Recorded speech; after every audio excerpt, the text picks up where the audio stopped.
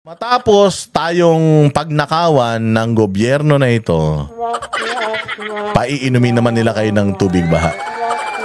Meron silang kit na tinatawag itong tubig baha. Pwede nang inumin gamit ang filter kit ng DSWD. Putang ina, papatayin pa tayo. Patay ninyo. Yung mga 200 plus ang namatay mga bossing dahil dito sa nanalasang bagyo sa yung Tino. Oo, sobrang sobrang baha ang sumira ng mga ari-arian. Sobrang baha ang sumira sa buhay at kumitil ng buhay ng mga Pilipino. So ngayon, yung baha daw na yan, para siguro mabawasan, inumin natin. Nasabi ni Bongbong Marcos kasi noon, yung tubig daw sa baha, sasalukin daw niya, dadalin daw niya sa mga palayan. Para daw sa tag-init, meron daw tubig yung mga palay, pandilig ng buha ng mga halaman natin. Walang due ka talaga, bibim, kahit kailan ka. Hindi mo na naman natupad dyan. Yung ipunin yung baha, yung hanggang ngayon, yung baha na yan, ang sumira ng mga buhay ng mga Pilipino, lalong-lalo na dyan sa Cebu. So ngayon, iinumin nyo daw yung baha, walang due. Grabe ito Oo, mahal to gumastos sila dito sa kit na ito. Para pwede na daw inumin yung baha. Imaginein mo siyempre tayong mga Pilipino, susunod lang tayo sa instruction tayong mga Pilipino, hindi naman well-researched ang karamihan sa atin. So ngayon, ayon kay DSWD Dumlao, inihanda ng kanilang ahensya ang portable water filtration kit bilang bahagi ng paghahanda sa bagyong Uwan. Kasi nga daw iinumin yung baha. Dahil daw ito 0.2 microns. Na ano daw nito, nasasala daw nito. So pwede ka na daw uminom ng baha. Nakita niyo yung tubig kanina? Putik yun Putik yun. So kung ikaw Pilipino, alam mo gagawin mo? Ibubuhos mo yung baha dito sa balde na ito. Tapos yung lalabas dyan sa sa nguso niya, iinumin mo. Putang ina, malalason ka. Malalason ka. Oo, bakit? Ano ba ang natatanggal netong netong balde na ito? Ang natatanggal niya ay, wait lang ito. Nalilinis niya yung natatanggal niya yung mga salmonella. Natatanggal niya yung mga natatanggal niya yung mga E. coli. Kumbaga, yung hindi ka magtatae pag ininom mo yung tubig, parang malilinis nito. Pero hindi yung tubig baha. Siguro, sabi nga nila, if you're planning camping, traveling outdoors, or hiking in mountains, forests, or streams, yung tubig doon, let's say ilog, hindi ka sure kung malinis yun o hindi. Ang gagawin mo, sasalukin mo yung tubig sa ilog, ilalagay mo dito sa water filtration balde na ito, ayan, pwede mo nang inumin yun. Kapag ka ganun, pero kapag ka tubig baha yung pinag-uusapan natin tubig baha pwede nang inumin, hindi pwede ma'am. Papatayin nyo yung mga Pilipino, paiinom nyo yung baha. Ano ba ang mga nasa baha? Sabihin na natin yung ulan, tumama yan sa bundok. Yung sa bundok, umagos yan pababa. Anong mga dinaanan yan? Ang mga dinaanan yan, mga farm. Siyempre sa farm, anong meron doon? Yung mga dumi ng hayop. Mga ihi ng hayop, nandiyan dyan. Ano pa, yung leptospirosis, di ba? Sinabi ba nila na kayang pigilan nitong water filtration system na ito yung mga yan? Yung virus, bacteria na galing sa mga ihi ng hayop. Hindi lang ihi ng hayop. Dadaan yan sa mga tawag dito, mga industrial mga industrial areas, yung tubig na yan. Ano yung mga nandoon sa industrial area? Lead. Ano pa yung mga nandoon? Mga tubig ng baterya. Mga chemical. Hindi ba lahat ng mga chemical na waste ng isang planta pwedeng humalo diyan. Mercury, pwede pa nga humalo diyan sa tubig na yan imaginein mo kung saan galing yang na yan. Lahat ng pwede mong isipin, alipunga, hadhad, lahat nandiyan sa tubig na yan. Tapos sasalukin mo, ilalagay mo dito, papainom mo sa tao. Kung hindi ba kayo mga loko-loko? Hindi ito, Pepe, di na yung baha, yung tubig sa baha, ilagay mo rito. Subukan mo, ilagay yung ano dyan, yung tubig sa dagat kung kayang inumin. Maraming mga ang tawag dito, maraming mga components ang hindi kayang i-filter nito. Na kung mali ang sasabi mo sa tao kung papaano gagamitin ito, malalason yung mga Pilipino. Mantakin mo ang caption nila, tubig baha, pwede nang inumin. Hindi pwedeng inumin yung tubig baha. Nandiyan yung mga tain ng daga, nandiyan yung mga tain ng pusa, mga ihi ng tao, ihi ng daga. Takin mo, hindi yan kayang hindi ito himala. Wala itong kapangyarihan ng Diyos na kayang gawing turns water into wine. Hindi siya ganun. Or turns wine into water. Wala siyang ganun.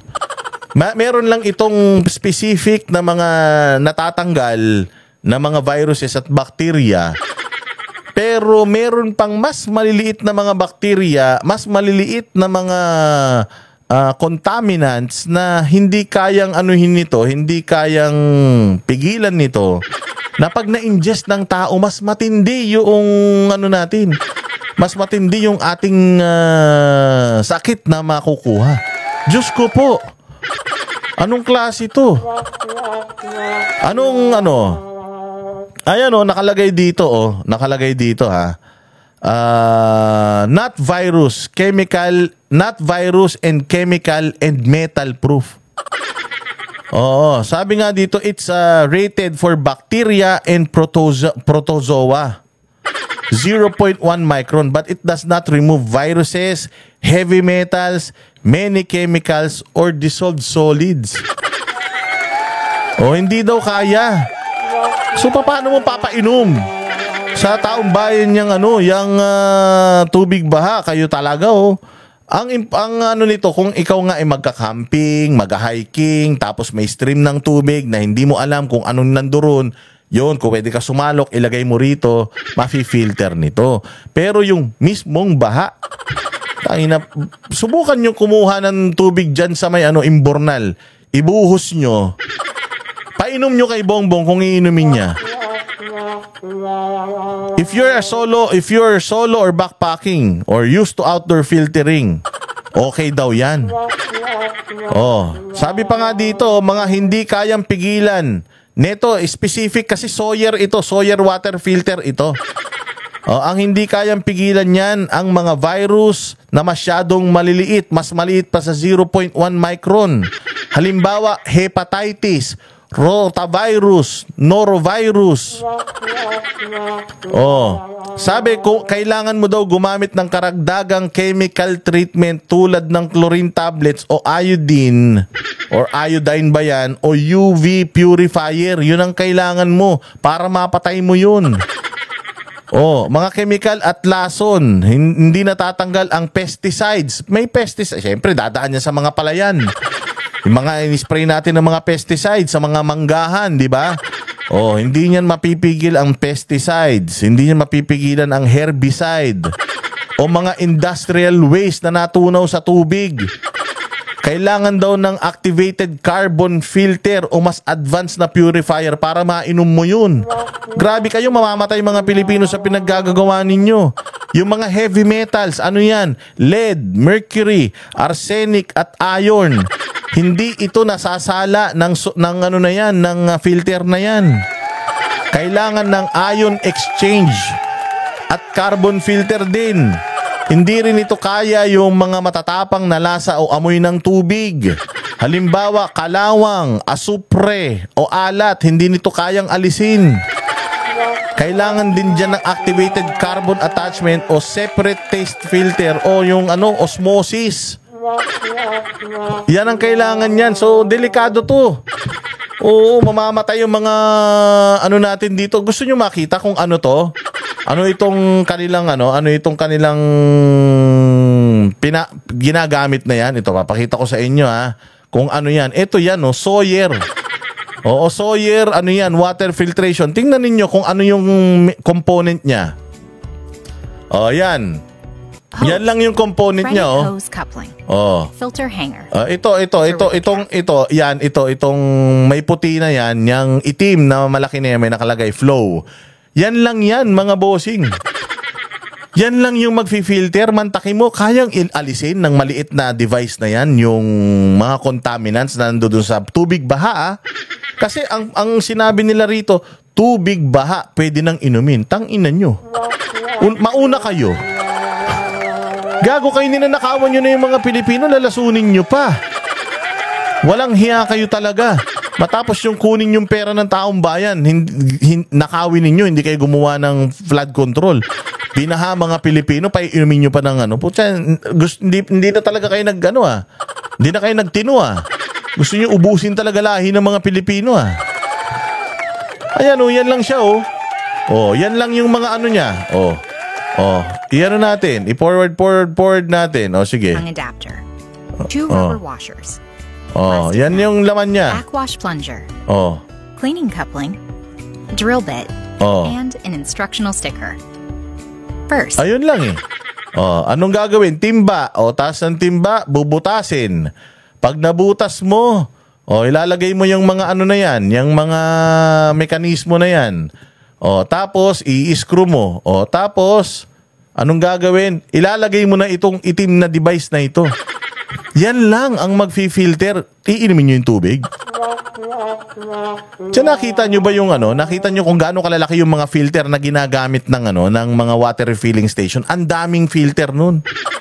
Tubig na galing pa sa nawasa yung ginagamit nila para mainom natin. Napakaraming filter, osmosis. Napakarami nilang ginagamit na technology para lang mainom natin yung tubig. Tapos putang na si Bongbong nagbigay ng balde. Ito balde. Pwede na kayong uminom ng tubig baha. Loko-loko. Ay na, dapat ini-educate nyo muna yung tao. Ito yung mga kayang pigilan nito. Ito yung mga, yan, halimbawa tubig ulan. Yan, pwede nyo salukin yung tubig ulan. Tapos pwede nyo i-filter dito. Pero pinakamaganda, pakuluan nyo muna. Pakuluan nyo muna yung tubig bago nyo ipasok sa filter na to para talagang malinis na malinis. Hindi Ang nila, tinan ninyo. Ang press release nila Ito press release nila, mga bossing tubig baha, pwede nang inumin. Putang ina niyan. Hayop, di ba? Pucha, kung tanga yung nanonood, tanga yung pinagbigyan mo nito, pwede na, tubig ba? Pwede na inumin. Pucha, sumalo ka nga. Tangina niya, malalason pa yung mga tao.